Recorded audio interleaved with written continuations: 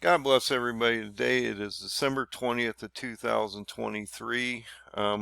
We got that date on the 22nd that's on the paradigm that I'm extremely concerned about. I just did a video about all the different changes in the paradigm that add to what I've been talking about and how this is all laid out. We could potentially see a major event on Friday during 10 Tevet, and so I want to bring you up to date on the stories that are out here right now. There is a lot going on, and Erdogan is talking tough right now. So let's see what he's got to say here, and let's get into the Middle East news. Erdogan condemns global inaction over Gaza massacre. This was today. This article came out. Erdogan has criticized major world powers of their failure to intervene on the ongoing Gaza conflict, condemning what he describes as a shameful display of helplessness in the face of Israel's brutal attacks on Palestine. Now, another article I'm going to bring up here in a minute is that the senior Turkish and Iraqi officials authorities came together in the Turkish capital of Ankara to discuss the bilateral ties as well as security concerns stemming from the presence of the PKK on the latter's territories. And this is extremely important because now you're talking about Daniel 8. Turkey's going to invade Syria. They're going to go against the Kurds. They just opened up new fronts against them, as I'm going to show you. And once that happens, the Kurds are going to fall towards, because they're going to fail. Turkey's going to bust right through them. They're going to fall to the east towards Erbil, Iraq, which is the regional capital there. And then they're going to be pushed towards Iran, and these two nations will align, and we'll watch Turkey crush both those nations probably in the next few months here. So let's see how that happens. So in this article, it tells us that there was an address with the Turkish president, annual cultural and arts awards ceremony on December 20th. Erdogan expressed his dismay over the lack of action by nations with the means to prevent a war in Israel and Palestine, militant groups, and so groups Hamas. In every field of politics to literature, we are faced with a strange picture where those who can't or don't want to, those who know don't do, and those who do don't know, Erdogan remarks. He highlights the dire situation in Gaza, calling it a shame of humanity that powerful nations remain inactive in the face of what he characterizes as Israel's brutal attacks based on massacre.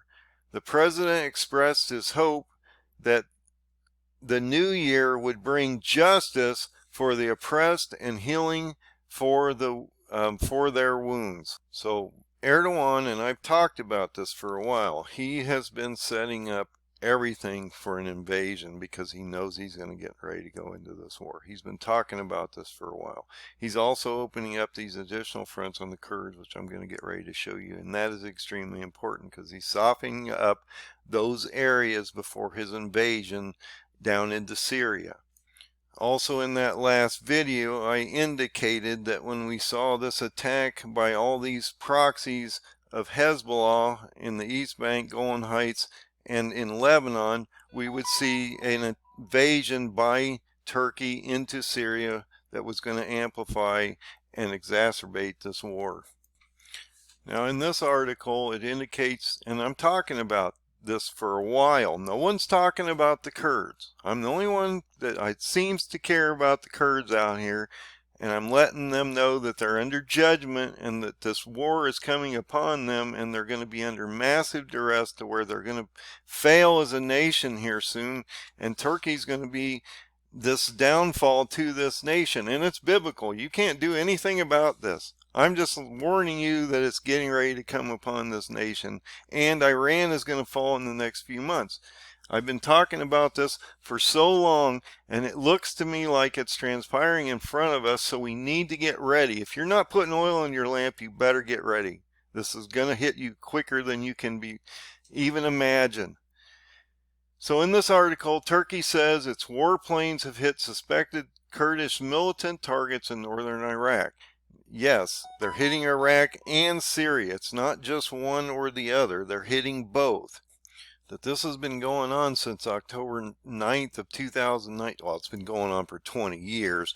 But the original last invasion where they set up their 30-mile buffer zone was in October 9th of 2019.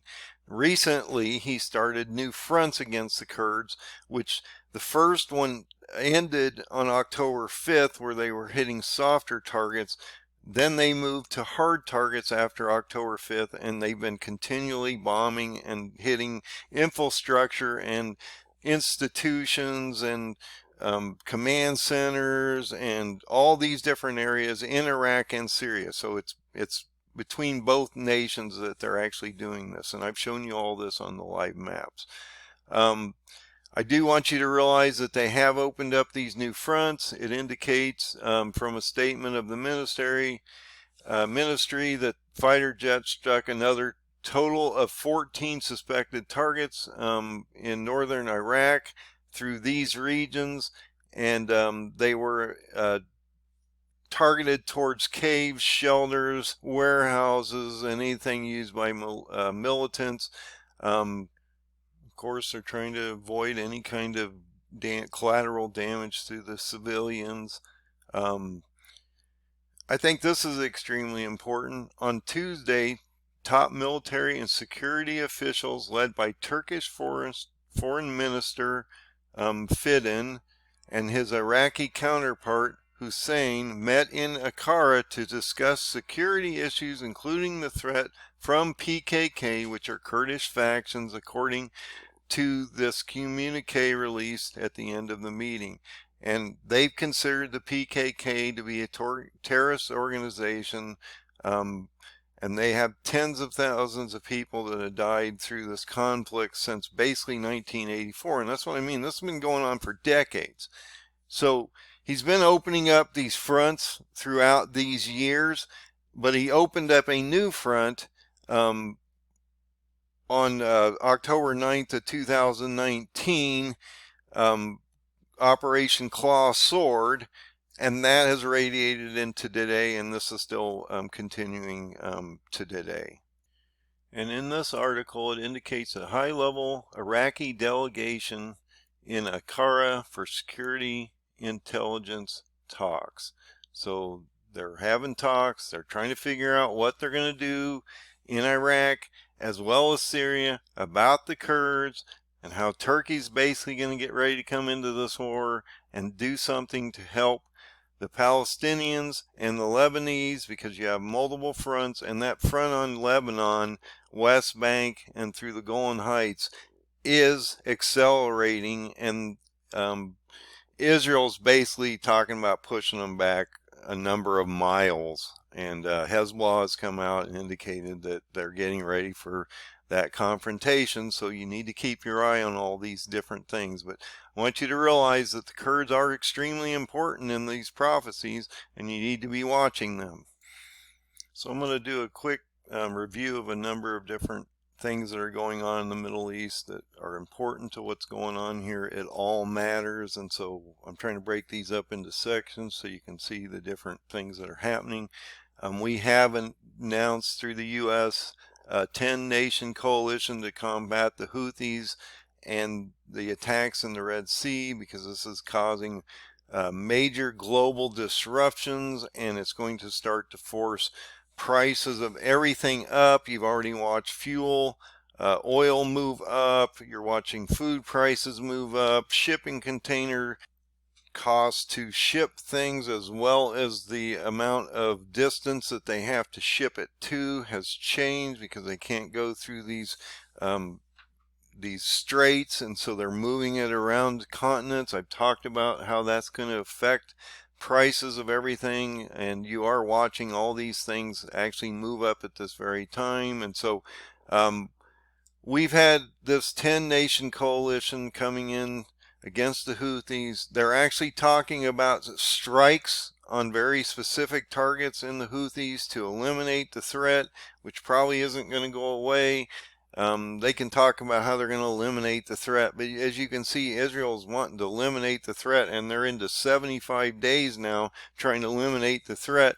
That's going to take multiple months to down into the future to accomplish. And so everybody's talking tough, and that's just the way this works, but do realize that all these things are happening out here.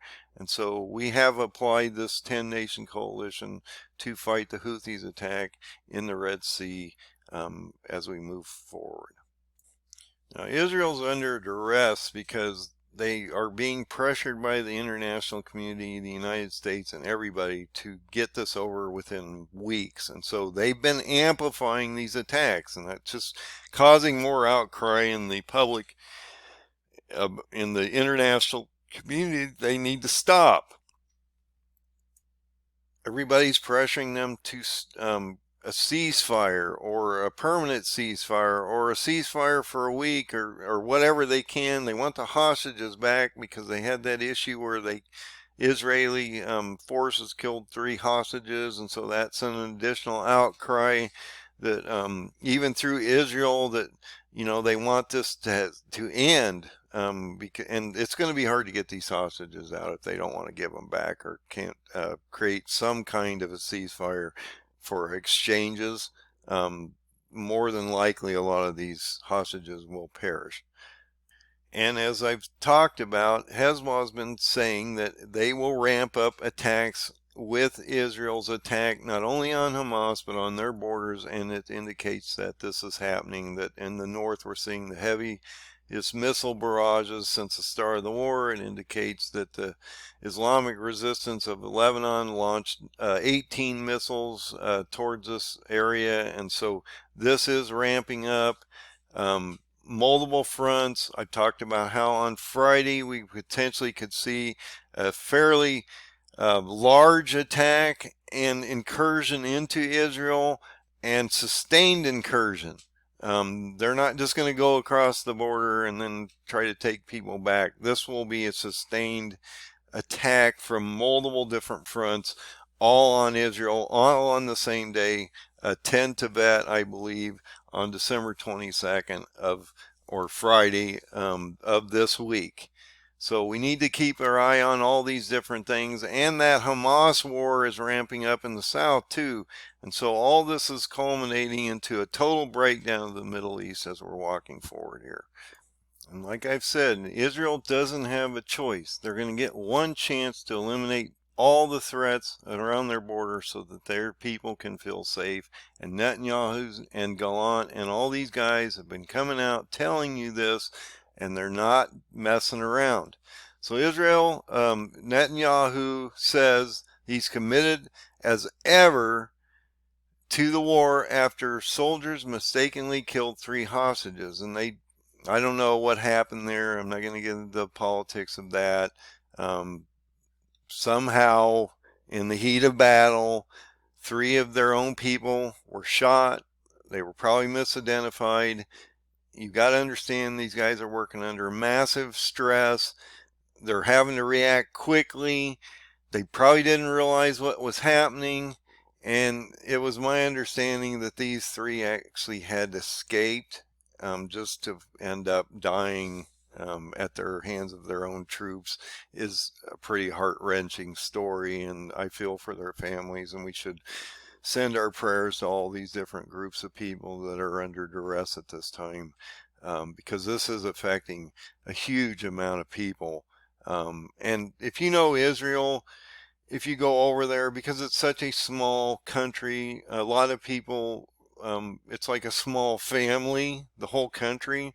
And so when a lot of these people know each other, and they see each other constantly because it's a small area, and so they have a lot of remorse when any of them die. And so it's important that we understand the context, that this was original Hamas invasion, and yes, this is a conflict that's been going on for decades, but Hamas originally started this original attack on Israel on October 7th that's brought all this misery upon everybody, and they had to know the outcome. Hamas had to know what was going to happen if they did this.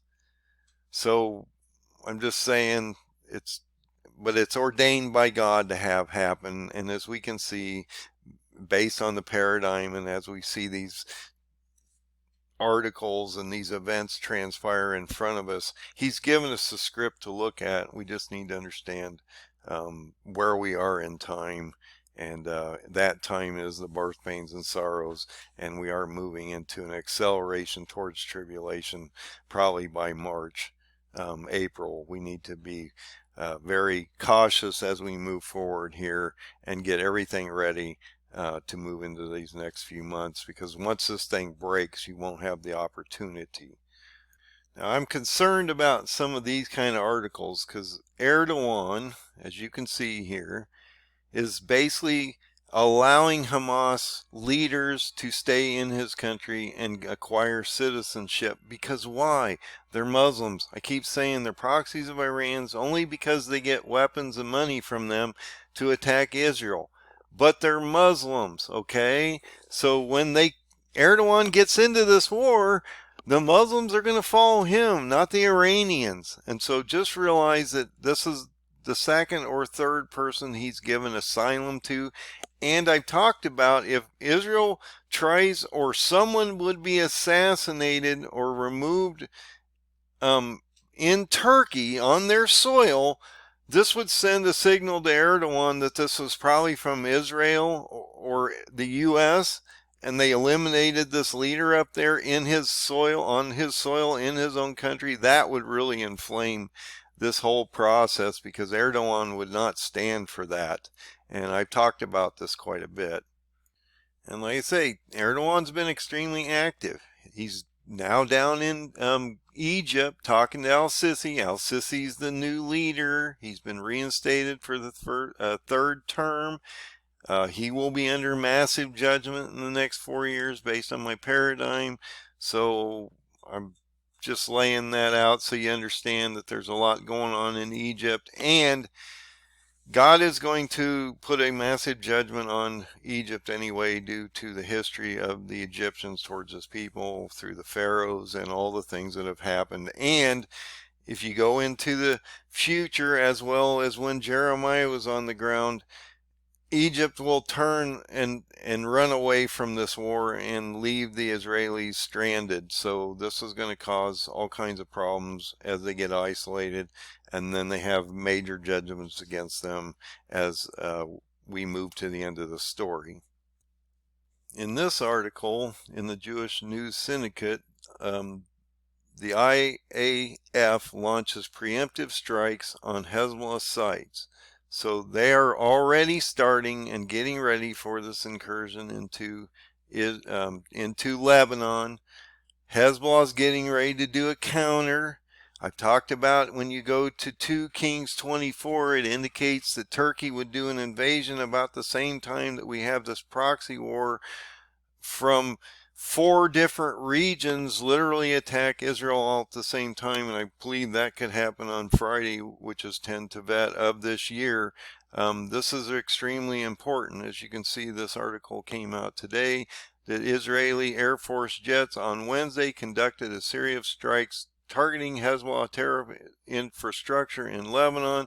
The strikes, which appeared to be preemptive, come amidst a months-long escalation of Israel-Lebanon border by Iranian-backed terrorist groups. And like I said, these are actually Lebanese, and down south are Hamas Palestinians. They're not Iranians, okay? They're Palestinians backed by money and weapons. So it's extremely important. So on Tuesday, the Israeli Defense Forces artillery struck several terror sites in Lebanon after rockets launched towards the Jewish state. And so this is continuing, and it's going to be constant, and it's going to keep ramping up. And I just want you to be aware of all these different fronts that are happening out here, and that how they're affecting Israel at this very time. Now, 2 other articles I want to bring to your attention are extremely important. I've talked about, in my opinion, the false prophet once Satan is thrown down, which is not here yet. He's going to be here soon in the next few months, I believe, based on my paradigm. approximately around the end of March, middle of March, we'll see that transformation happen. It may happen a little sooner, but I can't believe it'll happen a whole lot later than that. Maybe even the end of February we would see that event, that transformation, that resurrectional event will happen. But I wanted to bring this to your attention because I'm not a big fan of the Pope. I believe he will be the false prophet. I believe when Satan's thrown down, he's impregnated with special powers. I believe Antichrist is a resurrectional being out of a grave from a dead Gog. And if you don't know what I mean by that is, if Erdogan is the white horseman of Revelation, he is Gog of Ezekiel 38 and 39, and he will make a couple things happen. Not only will he invade into Syria, and he'll force the Kurds to align with Iran, and then once those two nations align, he'll destroy both those nations. That would complete Daniel 8. Then he'll take 10 nations against Israel and attack it, and he'll be decimated, because if you go into Daniel 8, the goat with the horn, the long horn, is broken and destroyed, and then we have a resurrection of Antichrist as we move forward. But if you go into Revelation 13, you talk about the secondary beast, the beast of the earth, and then if you go to the bottom of that chapter 13, it indicates that the 666 is towards a man, and it's also attached to the beast of the earth because it's the second beast. I believe that all matters, and I believe the Pope will be a man impregnated with specific powers. But this is an abomination here. The Pope approves blessings for same-sex couples that must not resemble marriage. Okay, this is just so away from God, and this is why the church is being broken. I've noticed that our Methodist church actually is trying to stay away from the wokeness, and they tried to move away from that, but it's breaking the church in half. And I'm not part of the Methodist church. I'm just letting you understand that in our own town, this is something that's being affected right now. And when the Pope comes out and says stuff like this, then he doesn't know the Bible, he doesn't know God, and he's a Jesuit, communist Pope anyway, that he's going to convert the churches to something that's not Christian. And if you've been watching him, he's been basically talking to the Muslim leaders and bringing them into this also. And so this is going to break down. The church is going to be broken. You need to understand that if you're in an organized church, you're probably going to have a lot of problems as you move forward, because number one, they're not teaching you anything out here. They're not telling you what's coming, and they probably don't understand the story well enough to tell you what's coming anyway. And if you go into these churches, as I have, they won't allow you to speak your mind because it goes against the hierarchy of the church. So they'll just tell you to leave or whatever because they don't want to listen to you, because they can't teach it anyway, and they can't allow you to teach it in their churches. And so the message never gets out because they won't allow it to get out. And so just realize that most churches are blind and veiled to what is happening out here. And I just want you to realize that on December 18th, this is an article about a new COVID variant coming out. I've talked about these variants. I'm not big on the jab, so I don't recommend that. I am a science, I have ag science, I have virology, I have all kinds of plant and animal disease courses and stuff like that. And I'm not big on these vaccinations. I believe there's a nanotechnology and other things in these vaccinations. If you go in and look at the dry and wet cultures that they've been producing, there is metallic substances in here. They won't tell us what's in the vaccinations. They put a ban down from the information for up to 5 years. And if you look at these athletes that are dying and you go into some of that and look at what's happening there, based on what I've seen, what's happening is the white platelets are stacking, which is not allowing oxygen transfusion through the organs of that specific organ. That organ fails, and then the athlete dies, and that's why we're seeing a lot of dieback of these younger athletes that are healthy people that died due to, I believe, someone giving them a jab. And that's a problem because the government's not giving us the information to tell us what they put in here. And if you go through time of history, you should only have to be jabbed once or twice, and then the problem goes away. This is like a super flu shot they're trying to give you, and every time they hit you with another jab, it stacks an additional layer of this on you. And what are we seeing? A lot of these people that are getting sick are the ones that have the jabs.